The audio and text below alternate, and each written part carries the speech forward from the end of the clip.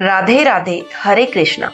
आज हम बात करने जा रहे हैं उस पावन दिवस की जिसका इंतजार हर भक्त पूरे वर्ष करता है, देव उठनी एकादशी, जिसे देवोत्थान एकादशी और प्रबोधिनी एकादशी भी कहा जाता है। कार्तिक मास शुक्ल पक्ष की इस एकादशी का आध्यात्मिक महत्व इतना बड़ा है, इसे 1000 यज्ञों के बराबर फल के समान फल देने वाला बताया गया है, क्योंकि इसी दिन भगवान श्री हरि विष्णु 4 महीनों की योग निद्रा से जागृत होते हैं और यही क्षण है जहां सोया हुआ सौभाग्य भी पुनः जाग उठता है। हिंदू धर्म में साल भर में पड़ने वाली 24 एकादशी में से देवउठनी एकादशी का बहुत ज्यादा महत्व माना गया है। कार्तिक मास के शुक्ल पक्ष में पड़ने वाली इस एकादशी पर व्रत, पूजन एवं उपाय करते समय क्या सावधानी रखनी चाहिए, किन नियमों का पालन करने पर मिलेगा देवउठनी एकादशी का पुण्य फल, तो चलिए जानते हैं देवउठनी एकादशी का महत्व, पूजा विधि, क्या करें और क्या ना करें, और अंत में सुनेंगे एक प्रेरणादायक कथा भी। वीडियो को पूरा ध्यान से देखें, अंत तक बहुत महत्वपूर्ण बात आने वाली है। सनातन परंपरा में देवउठनी या फिर कहें देवोत्थान एकादशी का बहुत ज्यादा धार्मिक महत्व माना गया है। पंचांग के अनुसार यह पर्व हर साल कार्तिक मास के शुक्ल पक्ष की एकादशी को पड़ता है।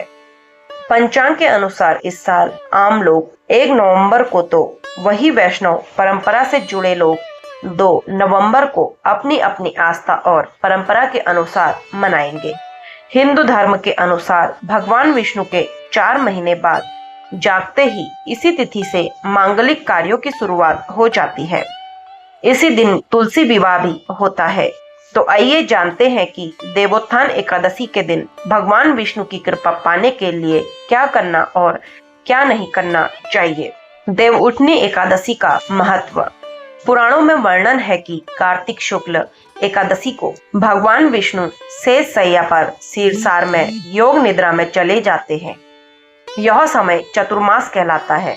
इस दौरान विवाह, मांगलिक और उत्सवी कार्य नहीं किए जाते, लेकिन जैसे ही देवोत्थान एकादशी आती है, देवता जागते हैं, सभी शुभ कार्यों का आरंभ होता है, घर परिवार में सुख, सौभाग्य और समृद्धि आती है।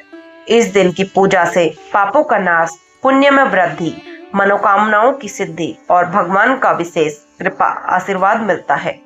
देवउठनी एकादशी पूजन विधि। सुबह जल्दी उठकर स्नान करें। घर या मंदिर के पूर्व दिशा की ओर भगवान विष्णु का आसन स्थापित करें। पूजा सामग्री: दीपक, तुलसी दल, शंख, गंगा जल, चावल, रोली, फूल, हल्दी, चावल से बनाया गया चावल, आंवला या मंडप और शरीफा, गन्ना, सीजनल फल।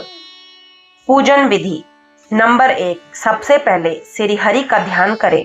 नंबर 2, भगवान विष्णु पर गंगा जल, रोली, अक्षत, फूल अर्पित करें। नंबर 3, तुलसी जी के पौधे को गंगा जल से धोकर दीपक जलाएं। नंबर 4, अब सबसे महत्वपूर्ण कर्म, भगवान को जगाने की विधि। उठाना, शंख या घंटी बजाए और यह मंत्र बोले: उत्तिष्ठो उत्तिष्ठ गोविंद, उत्तिष्ठ गरुड़ध्वज, उत्तिष्ठ कमलाकांत, त्रैलोक्यं मंगलं कुरु। नंबर 5, अब 11 बार ओम नमो भगवते वासुदेवाय मंत्र का जप करें। नंबर 6, तुलसी जी को मिठाई और गुड़ का भोग लगाएं। नंबर 7, आरती करें। देवउठनी एकादशी पर क्या करना चाहिए? नंबर 1, तो दोस्तों, हिंदू मान्यता के अनुसार देवउठनी एकादशी व्रत को अत्यंत ही पुण्यदायी माना गया है। ऐसे में इस दिन व्यक्ति को स्नान ध्यान करके अपने तन और मन को पवित्र रखना चाहिए।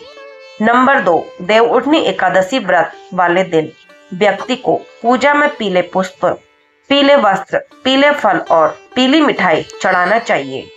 नंबर 3, देवउठनी एकादशी वाले दिन व्यक्ति को भगवान श्री लक्ष्मी नारायण का अधिक से अधिक मंत्र जप या फिर श्री विष्णु सहस्त्र नाम का पाठ करना चाहिए।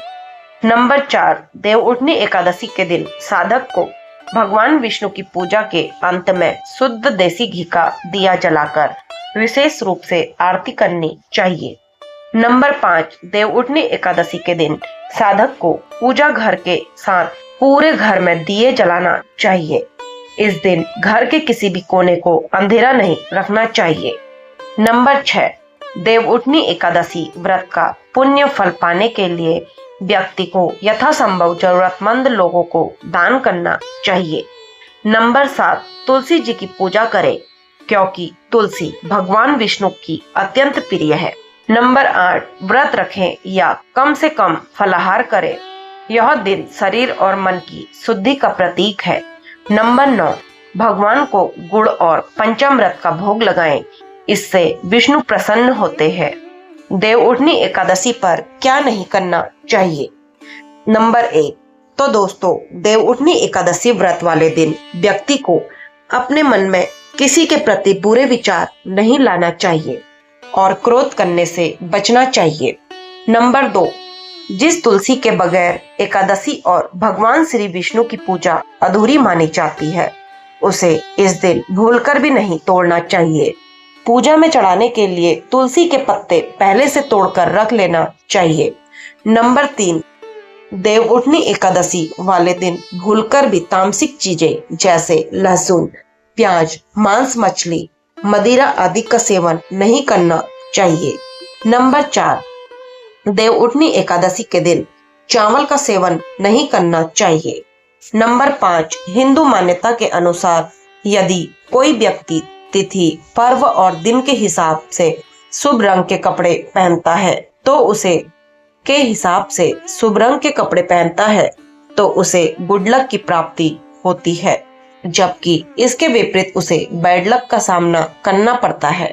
ऐसे में देवउठनी एकादशी व्रत का पुण्यफल पाने की इच्छा रखने वालों को इस दिन काले रंग के कपड़े भूलकर भी नहीं पहनना चाहिए। नंबर 6, हिंदू मान्यता के अनुसार देवउठनी एकादशी के दिन भगवान श्री लक्ष्मी नारायण की कृपा चाहने वालों को देर तक सोना नहीं चाहिए। नंबर 7, तुलसी को हाथ से तोड़ना मना है। इस दिन तुलसी जी को विश्राम दिया जाता है। नंबर 8, बिना स्नान के भोजन ग्रहण न करें। शुद्धता इस व्रत का प्रमुख आधार है। नंबर 9, सूर्यास्त के बाद भोजन न करें। यदि व्रत कर रहे हो, व्रत का महत्व कम हो जाता है। प्रेरक कथा। एक बार एक साधारण ग्रामीण भक्त था। वह बहुत गरीब था, लेकिन हृदय से भगवान विष्णु का भक्त था।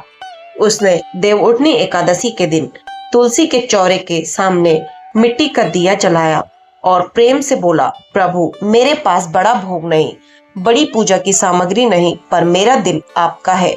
उसी रात्रि स्वप्न में भगवान प्रकट हुए और मुस्कुराकर बोले, भक्त, मैं धन या सामग्री नहीं देखता, मैं केवल प्रेम का मोल जानता हूँ। अगले ही दिन उसके घर में सुख, भोजन और समृद्धि का आगमन होने लगा। देवउठनी का वास्तविक फल सच्ची भावना से मिलता है, प्रदर्शन से नहीं। देवउठनी एकादशी सिर्फ एक पर्व नहीं, यह आत्मा को जगाने का दिन है।